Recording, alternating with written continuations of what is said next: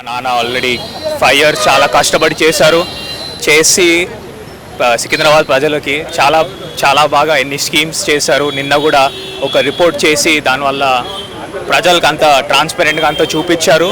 దీనివల్ల మళ్ళీ మోదీ గవర్నమెంట్ మళ్ళీ వస్తుంది. అప్కి బార్ 400 పార్. ఇప్పుడు నేను చేయలేదు. నేను ఇప్పుడే స్టడీస్ అయిపోయింది. సో నేను చాలా యంగ్ ఇంకా స్టార్ట్ చేయలేదు. బట్ ఇప్పుడు నాతో తిరుగుతున్నాను. ఇప్పుడు పార్టిసిపేట్ చేస్తున్నాను ప్రజలకి. నేను చాలా గర్వపడుతున్నాను. చాలా కష్టపడతారు మా నాన్న. రోజు రాత్రి లేటుగా వచ్చి రోజు మార్నింగ్ లేవంగానే వెళ్ళిపోవడం, ప్రజల దగ్గరే ఉండడం, ప్రజలతోటి కలిసిమెలిసి తిరగడము. సో నేను చాలా గర్వపడుతున్నాను. నేనేం అనుకోలేదు.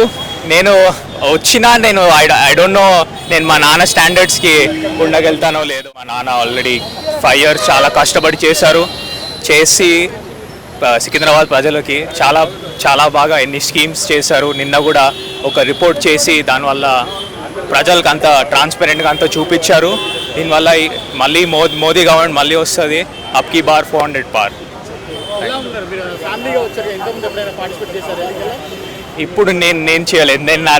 నేను ఇప్పుడే స్టడీస్ అయిపోయింది. సో నేను చాలా యంగ్ ఇంకా స్టార్ట్ చేయలేదు. బట్ ఇప్పుడు నాతో తిరుగుతున్నాను. ఇప్పుడు పార్టిసిపేట్ చేస్తున్నాను ప్రజలకి.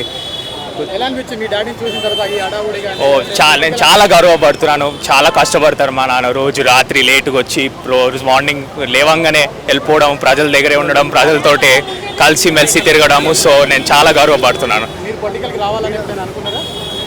నేనేం అనుకోలేదు. నేను వచ్చినా ఐ డోంట్ నో నేను మా నాన్న స్టాండర్డ్స్కి ఉండగలుగుతానో లేదు.